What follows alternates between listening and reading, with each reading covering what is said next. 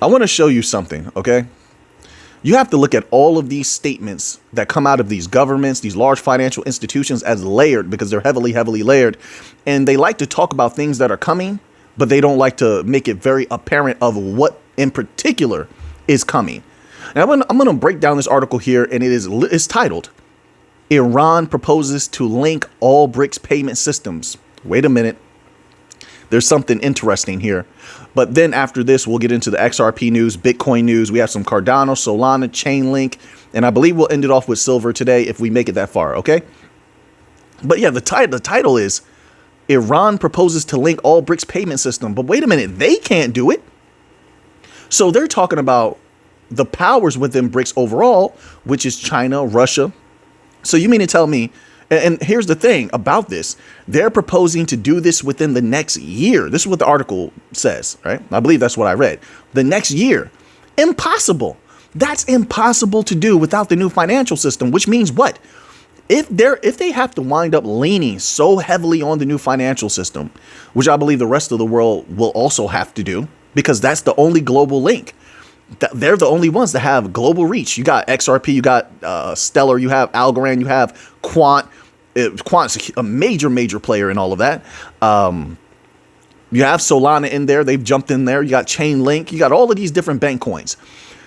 They're the only ones who right now, who if they wanted to tomorrow, the next day, that they could initiate systems with global reach. These countries can't do it.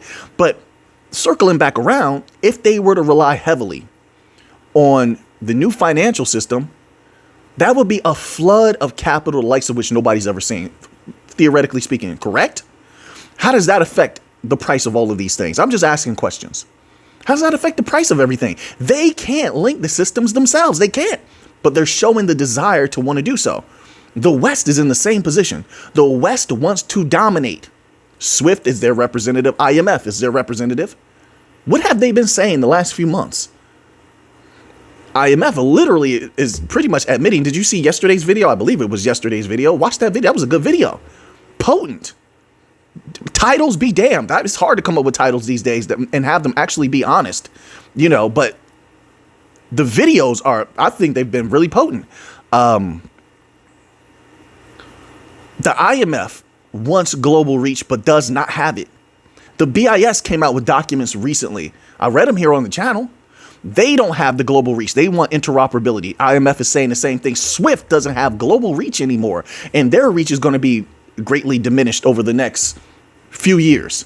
They will be a shell of themselves without Chainlink and any other DLT companies they choose to work with that have true global reach. If they don't work with those companies, which they are, they will be left behind. So none of these entities has the global reach that they need in order to continue to thrive into the future and not be a shell of themselves at some point in the future. So then that leads me to the thought of, first of all, I don't see them pulling this off in a year. No, not where they are. I just don't see it. Not Brazil. You want to link Brazil to China, to India, which there's a big problem right there. Just mapping that out, just that India and China relationship. They have so much tension. That's going to be interesting to see how that works out. Okay. To Russia, to South Africa. Listen, they're just not at that point. If you look at the development of their CBDC systems, they're just not at that point. Once again, I'm pretty sure it was the IMF. We just covered a bunch of different articles. Came out. It was either IMF or BIS. Came out in the last few weeks talking about how they need more development, that the systems are siloed. I really highlighted that. That might have been in one of the members only videos. That's why you got to check out those members only videos. But that's up to the people. But they were highlighting that the systems remain siloed. They remain cut off from each other. So then how do you pull this off in a year's time?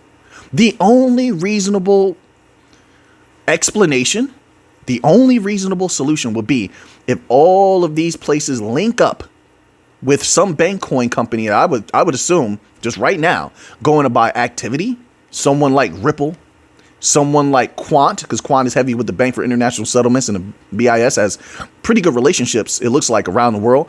Quant, Ripple, someone with a network where they could so-called flip the switch and then everybody comes online at the same time and you have instant transfers and all that other good stuff. That's the only logical thing. Other than that, it would take at least another 2-3 years for them to put together the system that links them all together. Right now, what they've been developing, you tell me if I'm wrong. Let me know. But this is what I'm seeing. I'm telling you. What they've been working on are systems that are regional. Yes or no? You got the Bank of England. They've been worried about their region. The Bank for International Settlements is worried about like the Hong Kong Monetary Authority, a few other banks. It's just a handful. All of those systems only have a handful of banks. The UAE is worried about its region. They have not begun just yet to link all of the systems together. They haven't gotten to that stage yet. Not that I've seen. True Global Reach. Where's the system that's been working on that? Where's the project that's been working on True Global Reach? And it's not just the technology. That's what people are not paying attention to. It's not just the technology. There's a lot of politics, a lot of geopolitical tensions mixed in there. It's very, very complicated. You have to have a neutral party. And here's the problem. Most of these entities, well, we know the governments are heavily biased, but most of these financial entities have their allegiances. And also the technology companies. There's only a rare few that are neutral. They do their own thing. This is why I think a lot of people look at something like Ripple. I'm going to use them as an example. Why not? They're a great example. But someone like Ripple who's active and you get active news from them. Every few days, there's something coming out about their projects, or you can look it up. There is very open what they're doing. That's why they're a great example. OK, a lot of other companies are not that open. It's hard to find out what they're doing. But they've been neutral. They can work with the East. They can work with the West. They made sure they stayed here and try to serve that purpose as a connector piece. Quant, same thing. We have to wait to see what Flare is going to do. Chainlink, same thing.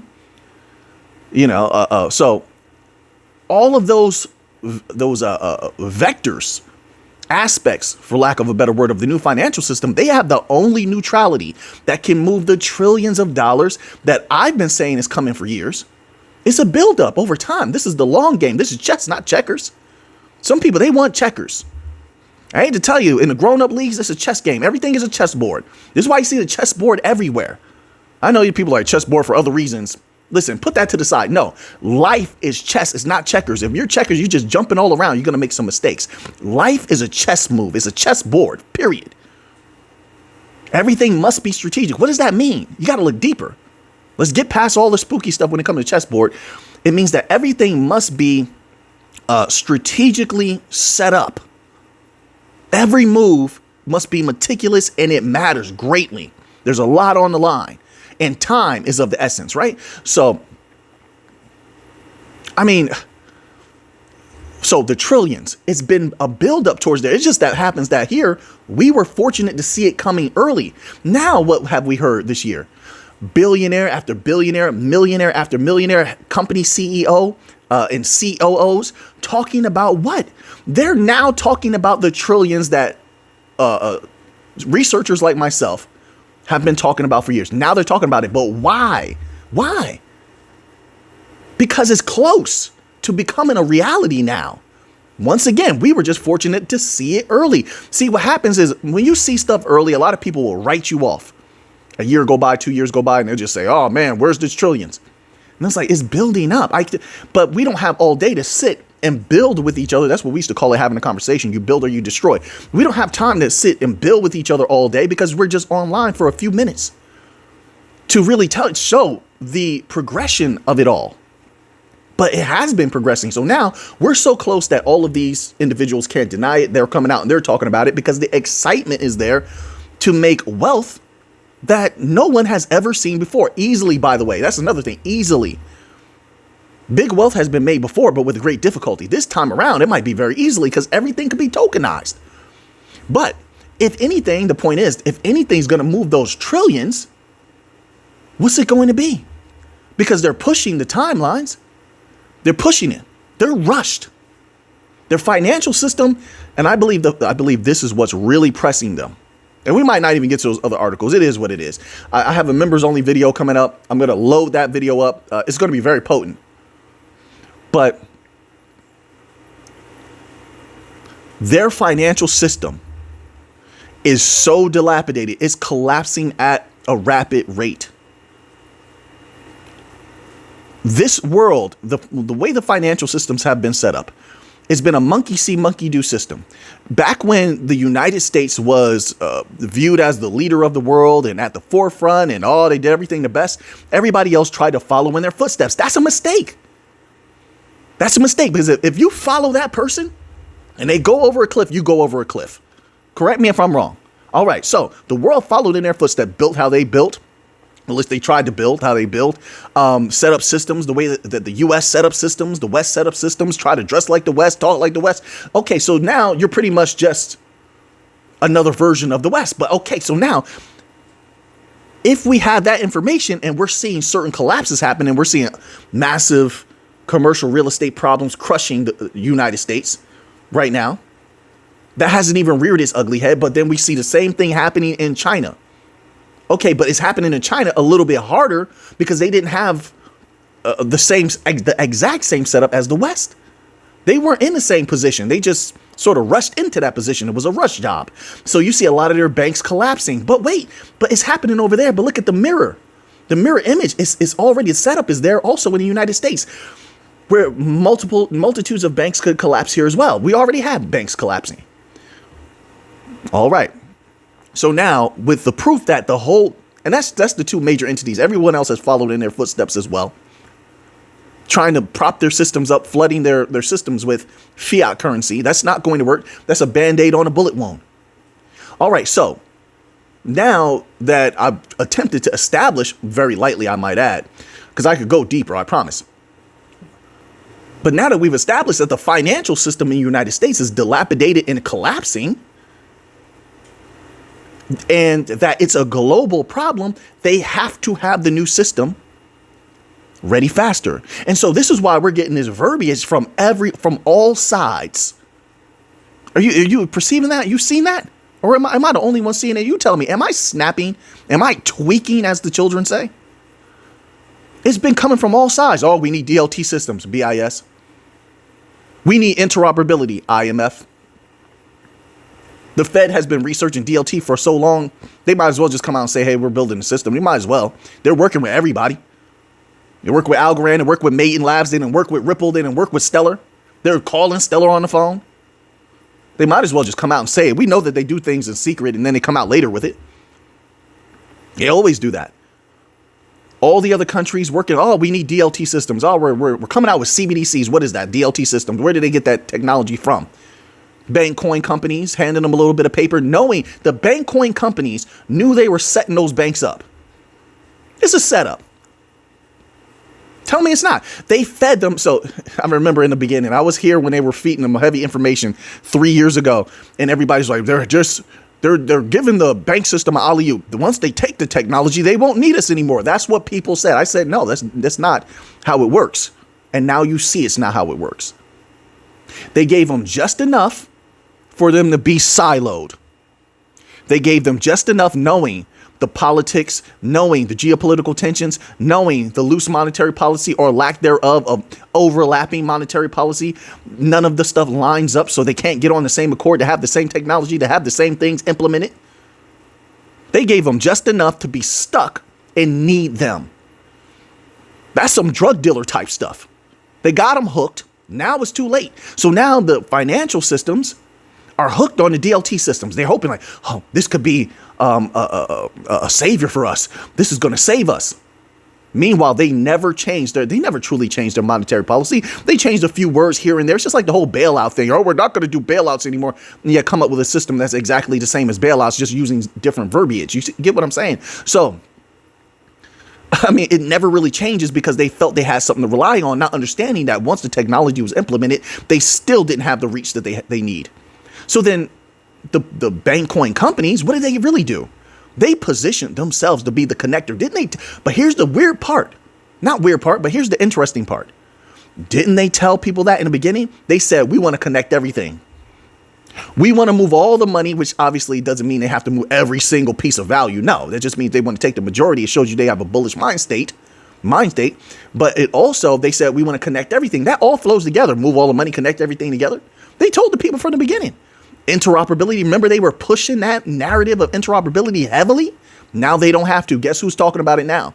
The customer's talking about it. See how that works? I'm telling you, it was a setup, but hey, maybe I'm wrong. I could be wrong. I'm not in charge of these countries. I'm not in charge of this world. I'm not in charge of the so-called governments everybody loves. I'm just a humble researcher, but at least I'm giving you my honest thoughts. These are from the depths of my mind to yours. So it's a setup. So now they're in too deep and they need the systems. So now the bank coin companies don't have to be the ones that say, what was it I was saying before? They don't have to be the ones that say interoperability. Now the customer is. Look you know how good that is? That's like a company coming out with sneakers. And at first the company's promoting the sneakers. Hey, get my sneakers. My sneakers are the best. Get my sneakers. You need them. You need them. And then the people becoming so familiar with your product that now the people are the ones promoting your system. You need these sneakers. We need these sneakers. You need to get some of these sneakers. That's powerful. So now the BIS is saying interoperability when it used to be Ripple. Now the IMF is talking about interoperability when it used to be, that used to come from Stellar. You see how that works? Because they're in a place now where it has to be known what's about to happen. They're trying to let the people know there's a new system, but they don't want to say it just yet. It would cause two things would happen. If they came out, the BIS, IMF, the Fed, all etc., and the governments, and they came out and said, hey, listen, there's a collapse coming. There's a massive global collapse coming. The people are going to panic. That's just what the people do. They got a lot of fear and they fear a lot of things. The people are filled with fears and dramas and, and they're fed it a lot as well. Through their media and their content. They're fed a lot of fear. So it would spark panic. One, they don't want to do that. Number two, it would spark bullishness in those who actually know. And that could spiral things out of their control. They don't want that either. They don't want either one of those things. So they want to talk about it because they feel like the wise will pick up on it.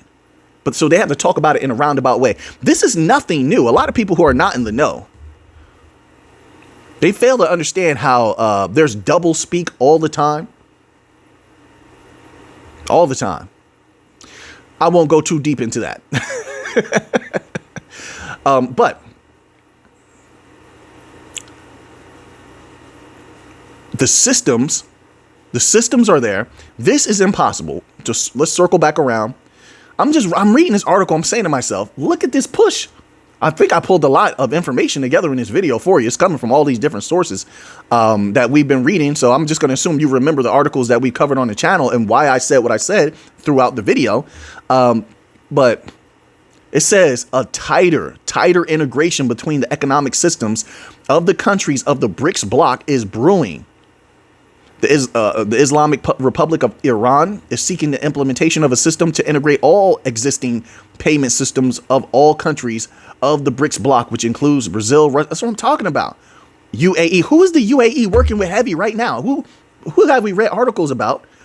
They're heavy with the bank coins. Ripple is heavy in there in the MENA region.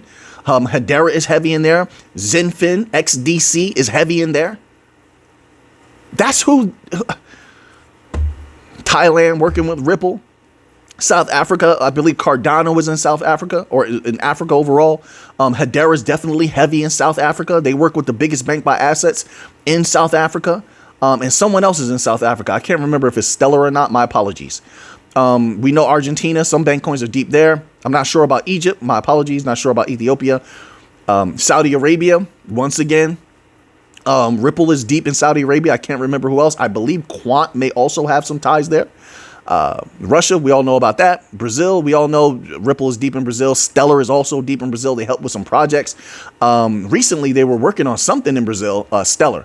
I just can't remember what it was. And it's hard to get that information on what the outcome was to some of these projects that Stellar is working on. People have to go to Stellar Foundation and ask them to cough up the info if they're going to. Other than that, is like we know they were working on something. We just don't know what. At least that's what the article said. And this was about maybe like 3 months ago. That's what the article said. I'm going by article, okay?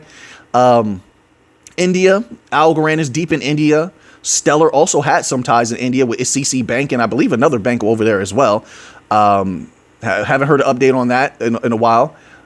I'm trying to remember who else is deep in India. But China is self-explanatory. We all know who's deep in China. All of these countries are working with platforms that have either been experimented with or they're running something on that was built by bank coin companies. So there's a massive change coming. And you could see it if you just watch the activities of gold. Not to buy gold, but gold is a protective asset. Watch the activities. When you have people and you have countries buying massive amounts of gold, there's a problem coming. There's a problem with the traditional systems when you see that happening. It shows a lack of trust in storing your value in traditional systems. But the question is why? Why is there such a big distrust? Because something is coming. When you have mostly central banks buying gold to protect the value that they have, you know that they believe there's a problem with their own system. And it's not regional, it's global. Global. So now, now that we're not going to get to the other articles, I think that what I said was much more potent than covering a lot of these other articles. Anyway, we're going to close out with a little bit of Bitcoin news, okay? Let's see here. We had three Bitcoin articles. Because I believe that the first portion of the video is heavily XRP, Bankcoin related. That's what it's all about. So so there's the balance there. Let's end off the balance with a little bit of Bitcoin on the other side of the spectrum. Is just a pure store of value.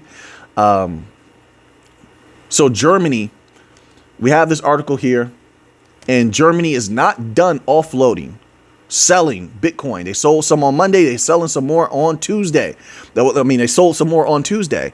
German Bitcoin wallet transfers $344 million to exchanges.